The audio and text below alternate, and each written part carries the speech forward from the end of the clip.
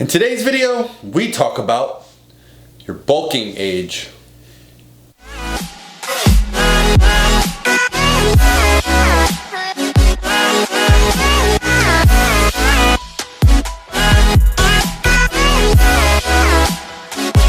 All by myself. Hi, High five, high five. Hey guys, what's going on? This is Paul Ravella from ProPhysique.com. Last week I did a video talking about your dieting age. And your dieting age was basically, the idea behind it was each time that you dieted, you increased your dieting age, and therefore making it more difficult to, let's say lose body fat or get leaner or whatever your goal may be. Now, there are some specifics and scenarios where that may not be the case. But what I'd like to talk about another thing today is our bulking age. And although I'm not a big proponent of the word bulking, it kind of encompasses the philosophy of putting on muscle, right? When we think of bulking, we think of eating, we think of lifting, we think of putting on muscle, getting stronger, being better at bodybuilding in the long run. Because with the bulk, eventually comes the cut. So what I want to talk today about was the idea that we have a bulking age. And most of us are familiar with the law of diminishing returns, but I thought it would be neat to kind of discuss it. Maybe there's some people out there that are kind of new to the whole lifting thing and new to the whole how our body responds to exercise, because certainly when I was young and I first started lifting, I thought that period of, we call it newbie gains or the initial gains, I thought that would never end. I thought that was going to be everlasting and I was going to be Mr. Olympia within a few years. We soon very quickly learn otherwise. But I want to talk a little bit about kind of the specifics of what we can expect in terms of bulking, what we should kind of shoot for. And this can kind of help set us up for our nutrition, seeing the scale increase, how much body fat we're allowing ourselves to put on. So the basic idea behind this is just to give some background information as someone who's gone through, quote unquote bulking cycles his whole life. And I've kind of reached this place in my training where if I could go back and talk to myself and say, hey Paul, you're doing it wrong, I would. There's no guarantee that future Paul would be able to teach newbie Paul a damn thing, because early on I think we all have our own optimism, and nothing is going to break that, including future you going back in time and talking to you. But these are some things that I think are kind of good objectives to follow. So what I want to first talk about is the first time. So this quadrant here, this is the gains, this is the time. All right, so we got the gains and we got the time on the X and the Y. Now, when you've never done a bulking phase, when it's your first time bulking, and I want to include in that the first time you really train, right? So the first time your buddy gets in the gym with you and says, we're bulking, we're going to put on some muscle, and you've never really followed a resistance training program, there is a sharp increase in muscle, in lean body mass, and in weight. So I'm kind of encompassing a few things here. And what I want to remind everyone is, just because the scale is going up doesn't mean it's muscle, right? There's a lot of other things involved, including lean tissue, fluids throughout the body, the intestines, lots of things are changing. Tendons and ligaments, all the soft tissues of the body grow as well, but muscle at this point is certainly going to hyper respond, especially based on, your previous experience with any type of athletic endeavor, and then certainly the biggest factor will be your genetics. But most all of us can agree the first time we spent 3 months in the gym, every time you trained, you just felt like you could lift more and do more. And we kind of get this beginner 0 to 1 times newbie gains strength curve.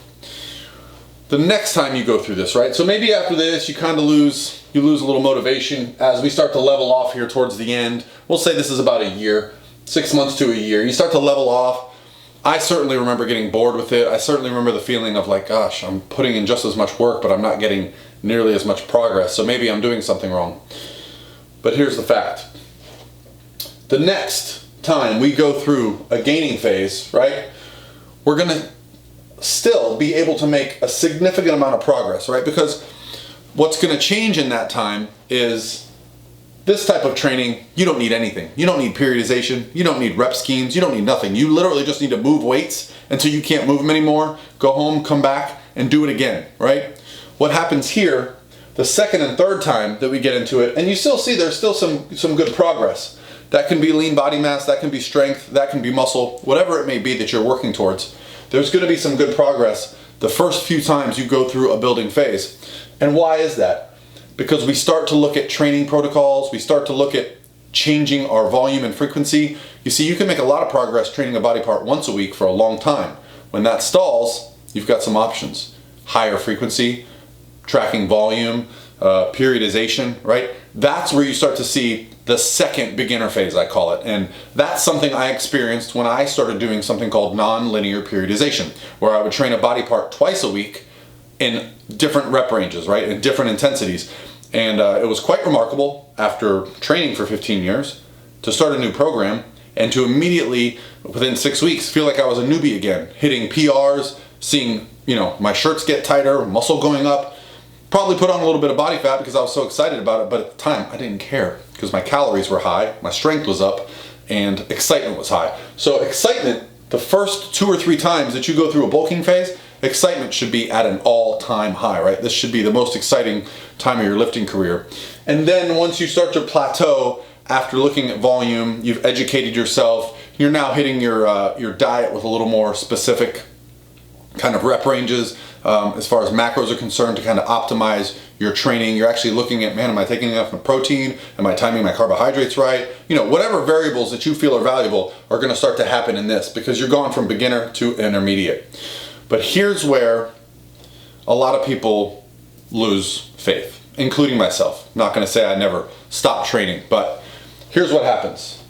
The third, fourth time you start to go through these cycles where interest wanes, progress begins to wane, the increases become very tedious, right? You're not going to be putting on 50 pounds on your bench in a year. You're going to be putting on 5-10 pounds per year on your bench if you're a guy, 5-10 pounds on your squat if you're a girl, which can seem tedious. It can seem very slow, especially when you had beginner gains that were just off the chart, right? And you literally added couple hundred pounds to your lifts in the first couple months.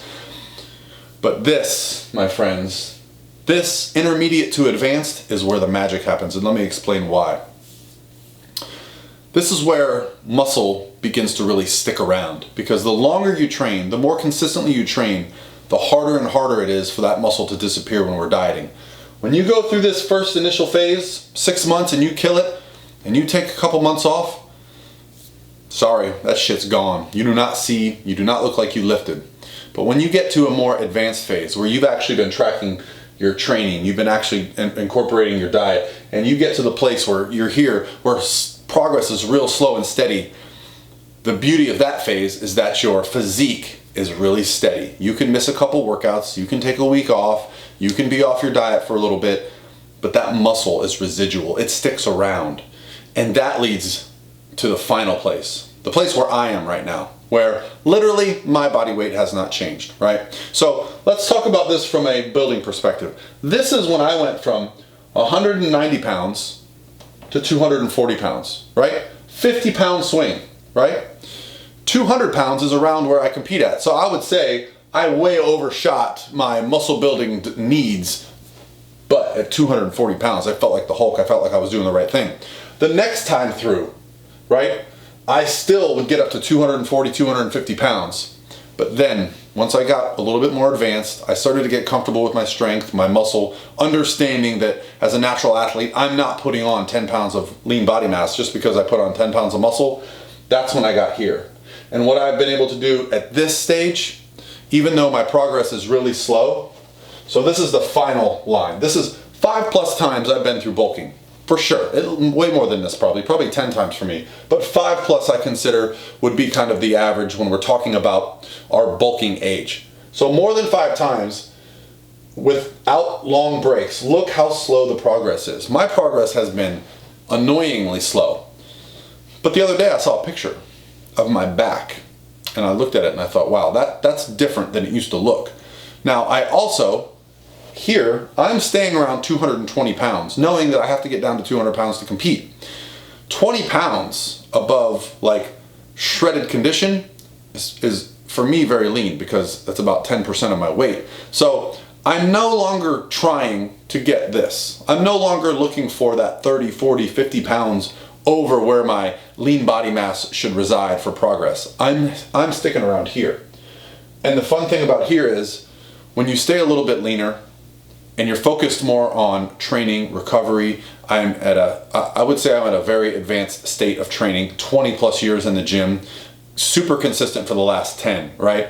And I feel the best I've ever felt because I'm the most confident in the way I look and feel.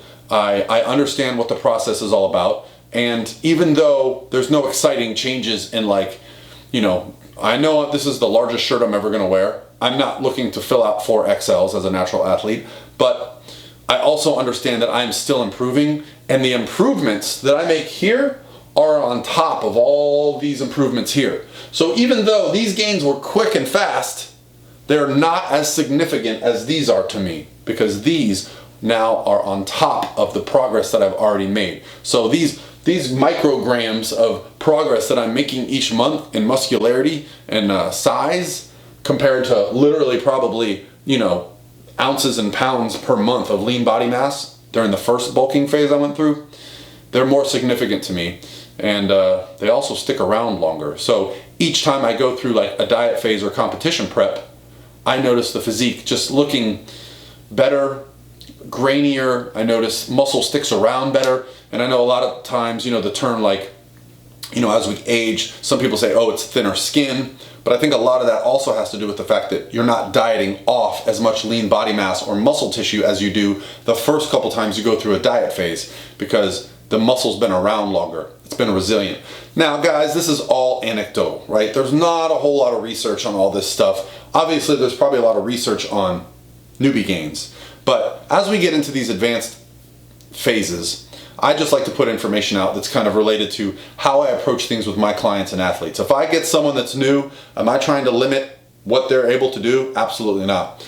But if I get someone who's an advanced athlete like myself that's been training 10 plus years with consistency, I'm not looking for them to put on pounds of muscle, right?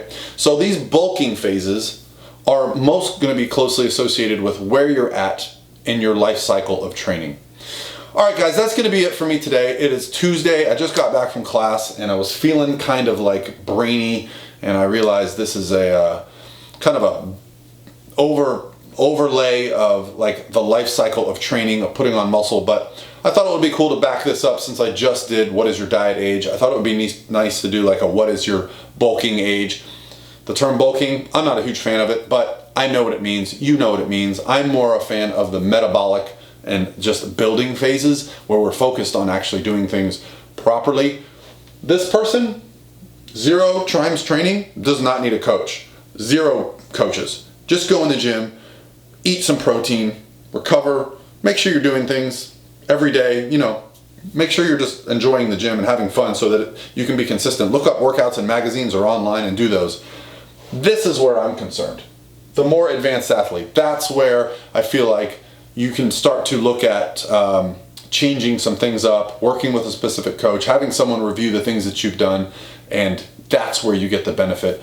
And so I just thought it would be neat, because that's where I feel like I am. I feel like I'm here, right? So it's kind of what spurs a lot of my desire to learn more, be around people smarter than me. All right, guys, you have an awesome day. This is Paul from ProPhysique.com, and I'll talk to you tomorrow.